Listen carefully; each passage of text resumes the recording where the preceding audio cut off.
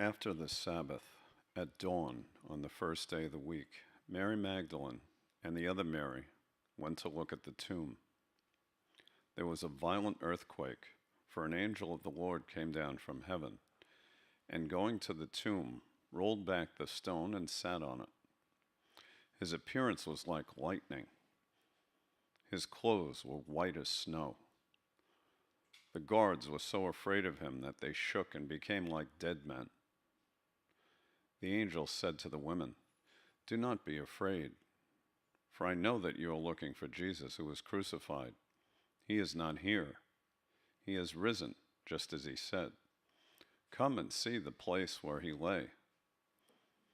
Then go quickly and tell his disciples, he has risen from the dead, and he's going ahead of you into Galilee. There you will see him. Now I have told you." So the women hurried away from the tomb, afraid yet filled with joy, and ran to tell his disciples. The word of the Lord. So, reading from John's Gospel from chapter 21. After his death, Jesus appeared again to his disciples by the Sea of Galilee. It happened this way. Simon Peter, Thomas, Nathanael from Cana in Galilee, the sons of Zebedee, and two other disciples were together. "I'm going out to fish," Simon Peter told them. And they said, "We'll go with you." So they went out and got into the boat. But that night they caught nothing. Early in the morning, Jesus stood on the shore, but the disciples did not realize that it was Jesus.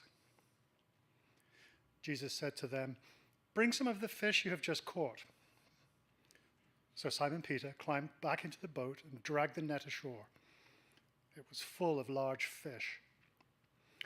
But even with so many, the net was not torn. Jesus said to them, "Come and have breakfast." None of the disciples dared ask him, "Who are you?" They knew it was the Lord.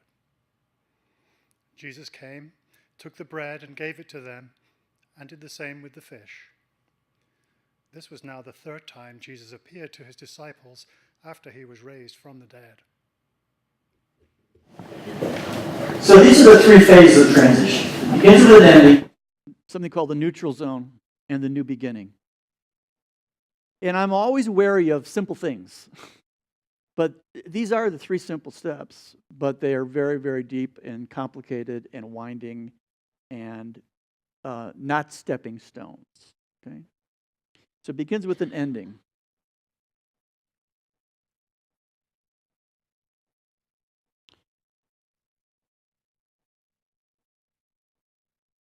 So, given your crossroads, it begins with saying, what must come to an end? So I said earlier that I'm looking at retiring from the work that I have done. I've got my hands full with this place, which I'm excited about. I'm looking forward to it. I've got the time to do it, and I've got the skills to do it. So what must come to an end is that work. But for me, it's my identity. It's a national recognition. It's affirmations. It's the Sally Fields, "You love me, you really love me." Because at the end of each training, there's evaluations. And so for me, what must come to an end are lots of things, including income, including time. It's like, what do I do with my life? So that's an example of what must come to an end for me. So what must come to an end? Let me jump this a little bit, because collective is in an enormous transition right now. Enormous transition. So what do you think, and this is important, I'll go back to the recording, but what do you think must come to an end for collective, for us to move forward? We don't want to change. We don't want it to end. We want it to be just like this, only over there. Yeah. Caitlin? I mean, interestingly, I think there's an attachment to this building and this space that has to end for us to even get to the same thing over there. Right. Remember when? If you were in the room when we made the announcement of chartering with United Methodist Church and all that, there are fear factors. That it's okay to be afraid. That, like, is it going to be? What's it going to be like? So what must come to an end is whatever this is. Don't be afraid. We're going to have something new coming that will be like this, but different. But different. Yes, Bill. Well, this reminds me of the Greenwich Village coffee shop, and when I walked in here, I just felt at home. So letting go of it is uncomfortable because it's familiar. I don't know what it's going to look like in the other. And we don't know what it's going to look like. And none of us know what it's going to look like. We know what it looks like now. Go on the 17th and you'll see what it looks like. Dan. Well, we talked, or Ben talked earlier about the emerging church movement, you know, that we're in a movement. Collective is a movement. It has been a movement. And so what's changing, as I see it, is we're having to change from a movement with all of the excitement that's associated with the movement into a structure. We're having to create a structure and, you know, be confined by the limits of the structure. A structure. We're moving into a structure. And for many of us who come out of traditional church, we go, we've been there. It didn't work. And yet, without that structure, if you think of it as a skeleton we've talked about, we need that structure in order to exist, in order to stand as an autonomous Methodist church. So I mentioned earlier how we used to have the Brain Trust, and now we have Administrative Council. Brain Trust was an advisory group without responsibility or consequences, because it's not that Ben carried it. Well, Ben carried a lot of it, but we were in outreach, a ministry of First United across the street. All of the complicated stuff was through them, and now we need it for ourselves. You know, I said earlier, I mean, we're growing up. We're taking the training wheels off. So what must come to an end is not only this space, but also our dependence on another church. You know, we're getting our first apartment as we grow up. Marilyn. Push baby birds out of the nest, and we've been, although it has been an exceedingly aggravating mother hen at times, we no longer have that mother hen. And I think one of the things we have to remember when you're talking about structure is we like to look across the street and say that's our structure. Mm-hmm. And the structure actually is within us. It's our bone structure. It's the makeup of what we have. And we have everything it takes to fly. Yes, we have everything it takes to fly. Absolutely. So I want you to think about recovery from addictions, alcohol, or drug abuse. If that individual stops doing drugs or alcohol, that's a good thing, but that's not a change. That's not a transition. What has to come to an end for an addict or an alcoholic or any other kind of addictive behaviors? Pardon? Change from the inside. Change from the inside. People, places, and things is the common denominator, but all kinds of things have to change. A good friend of mine said he spelled recovery L-I-F-E. A complete and total change of attitudes and locations and behaviors, and sometimes even the clothes we wear. Bill? Is denial. Denial's an acronym for don't even know I'm lying. And what has to change is I have to come out of denial. We have to change denial, but the fact is that we were in denial, and we are all in denial at different times. We're in denial. It's blindness. We're not kind of sort of blind. We're blind until we see the light. Until we see something's got to change in my life. Something has to change in my life. With endings come loss, and with loss comes grieving. And we can spend a whole time on this, and I think that we need to in the future for our life together as collective is, I think we need to have some grieving. It's okay. There's loss, but there's new life coming. But we tend to not want to grieve. In this culture, we want to go from, okay, get over it. Let's move on. So I want to look at the next part here. This is interesting. It's called a neutral zone. I think of the neutral zone as a timeout. A seemingly unproductive timeout when we feel disconnected from people and things from the past and emotionally unconnected to the present. In the early 2000s, I was in sales for about over 20 years. I decided I couldn't do it anymore. I didn't want to do it anymore. I just had no energy, no life. I just could not do it. And that's where I was. I was in this state of dryness, of confusion, of who am I? What do I want to do? And when well-intentioned friends would say to me, well, what do you want to do? I would say, when I think about it, I have a blank sheet of paper.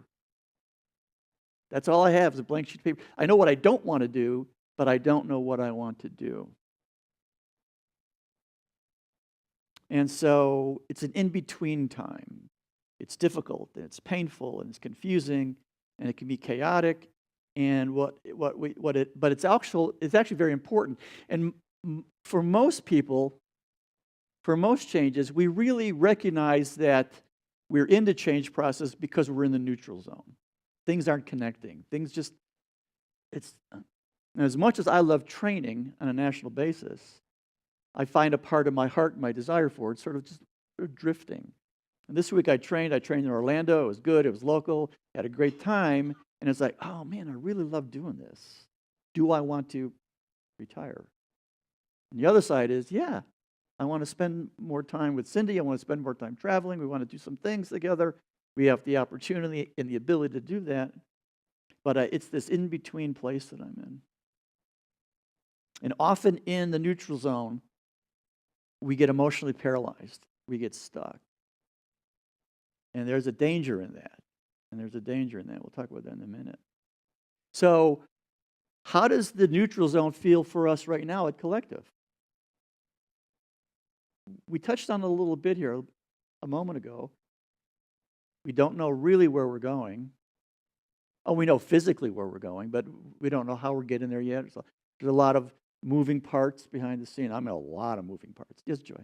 For me, the biggest change was walking away from traditional church, walking into the Collective, and feeling connected and enjoying the people that are here.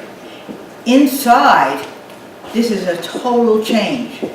Trusting my instincts, trusting what I see, and the fellowship that's here. And I don't know where tomorrow is going to bring. But does it really matter? Does it really matter? Because in this place, I personally feel very fulfilled. And I love you guys. I mean, I really do. I feel like I've known the people here most of my life because we have I find a like-mindedness, an openness, a receptivity. People want to grow. People care. There's a genuine, authentic relationships here. And that's what I want, and that's what I love. So, does it matter? I mean, really. And it is neutral. It's a neutral zone. However, if you look back at when you left the traditional church, that's not that specific cognitive moment of it's over, but there was that process of like, this ain't working anymore. That's a neutral zone. Like, this is like, yeah, I've been doing this, I can do this, I can do this forever, but like this, it's just not connecting.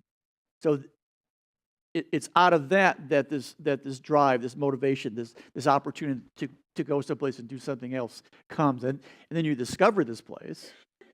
But if you didn't, joy would still exist. I would still be going to the traditional church Or- and not being happy doing it, Or just perhaps doing not. Or perhaps not. Okay. Yes, Lisa. I find that interesting because I think, we haven't been here for a while and we've had some different things going on. There have also been several days we just didn't feel like it. Yeah. We were tired or whatever. And I think that I do feel disconnected from this whole thing. I don't think I am completely comfortable with it. And I think that part of what sometimes when I'm like, or I haven't watched online as much. I haven't really liked this whole series, the whole Compass series and this whole deal. I think I'm just waiting for it to be over. let you guys figure out what you want to do, because I don't really feel like I have any real impact on that process anyway. And, I want to, but I know that I'm always kind of one step removed, because I want to be more involved in things, but our lives just keep me from being able to really commit to doing things. And so I think I'm just kind of like waiting for you guys to like get this over with and come back into the game. And we can start the Christmas stuff, and it just, There's a number of us on the board who Feel the same way. It's like, all right, actually, that is coming to an end. There'll be some announcements. I'm not sure exactly when Ben's timing this in the next week or two. But yes, that whole process has been a huge undertaking with a lot of data. So yeah, and out of that will come really what we're talking about in terms of the next step. So yes, but it's a perfect example of a neutral zone. It's like back and forth, indifferent. yeah, it's not like I'm walking away. Oh, no. You guys just get this stuff over with. Absolutely. Let's get this done over with. Nick, I'm sorry, I didn't see you.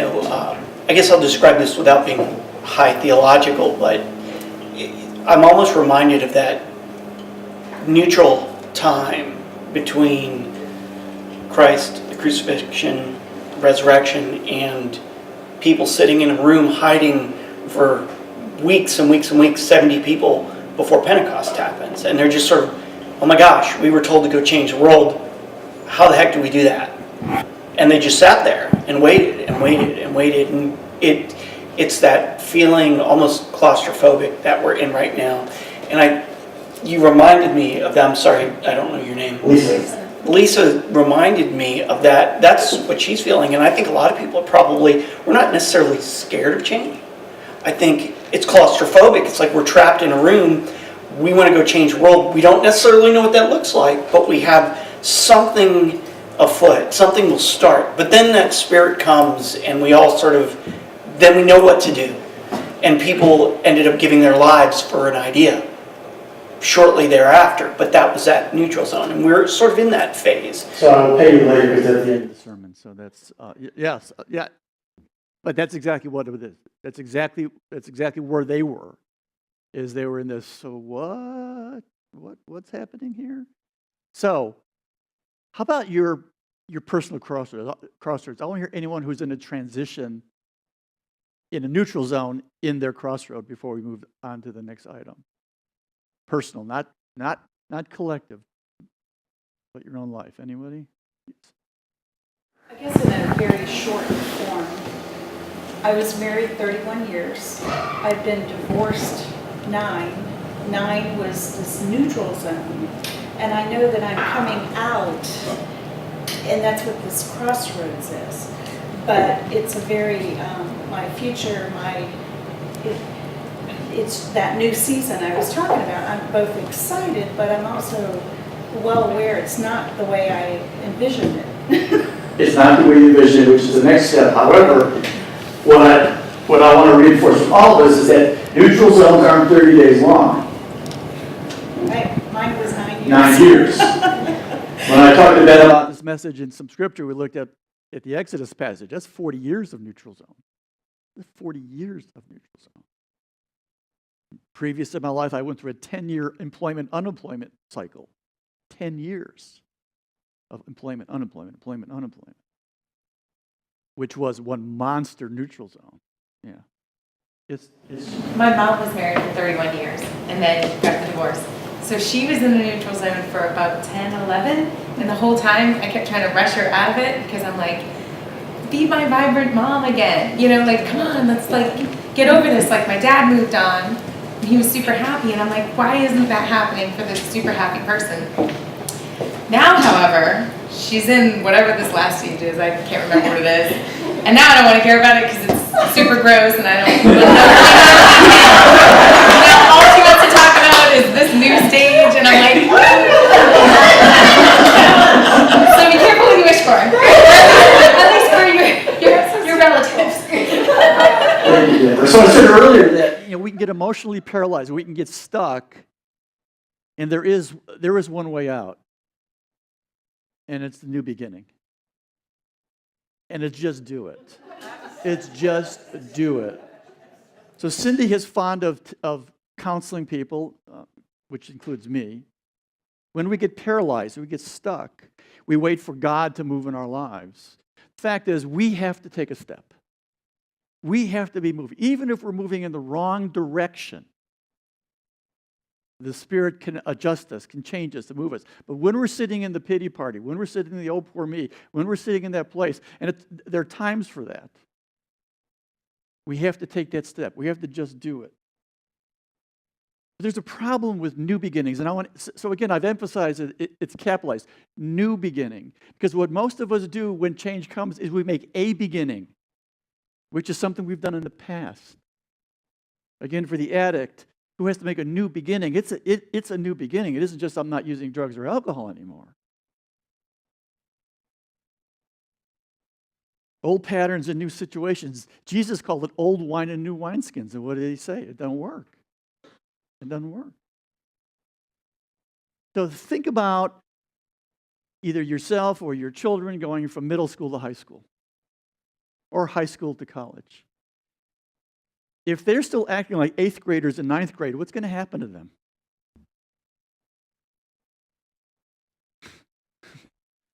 Or if you're acting like a senior in high school when you're the top of the class and now you're a freshman and you're in some college or some university and you're low man on the totem pole or low person on the totem pole. So new beginnings are hard.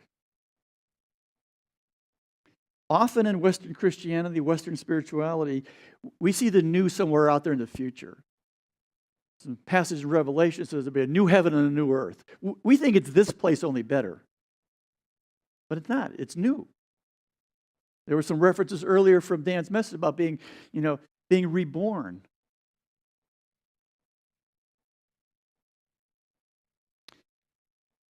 Thomas Merton's been it's been reported that Merton's last words of counsel that he gave to a monk before he passed away, before he died. When he was asked what's important, Merton said, now, here, this. Joy mentioned earlier about basically one day at a time, which is a statement out of the recovery. One day at a time. That's all we all have, really. That's all we have. That's all we all have. We can make plans. We have hopes. We have desires. We have a new property we're looking at. We're looking at lots of things. But what we have is here, now, here in this. So there is a new beginning for a collector. There is a new beginning for Sally for her transitioning. There are new beginnings for all, but we don't know what they're going to fully look like. So when I went through, I don't want to do sales and marketing anymore. I can't do sales and marketing anymore. I don't know what I want to do. I want to change the world, or at least my little part of it. I started networking. And I ended up being invited to volunteer at a prison. I walked through those doors and I went, I belong here.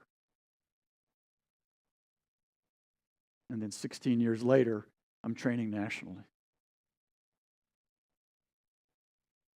Just as an aside, if there's any interest or desire for the future to form a transition community support group, Ben and I have talked about, we think that might be a good idea for all of us.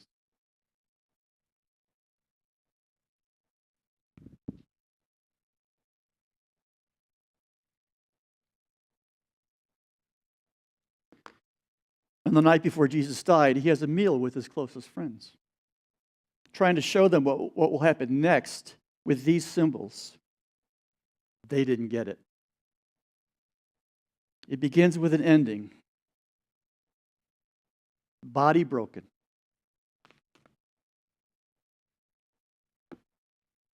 And bloodshed. Their leader of 3+ years is gone. Their hopes, their dreams, their desires. That was their ending. What do they do next? Next, as Nick was saying, they go back to fishing, they go their old ways, their old lives. And when he reappears, they're confused. They don't recognize him, didn't believe what was going to happen that he told them. That's their example of the neutral zone. Then the new beginning. New life, but it doesn't look like anything they imagined. It's now up to them to carry the message of the power of love, not somebody else. This table has been set for us again. Jesus said, as often as you do this, remember to love one another as I have loved you. As always, this table is open for all people, and no one will ever be turned away. When you're ready, take some of the bread, dip it in the cup as we focus, reflect, and act on making new beginnings together. Come to the table.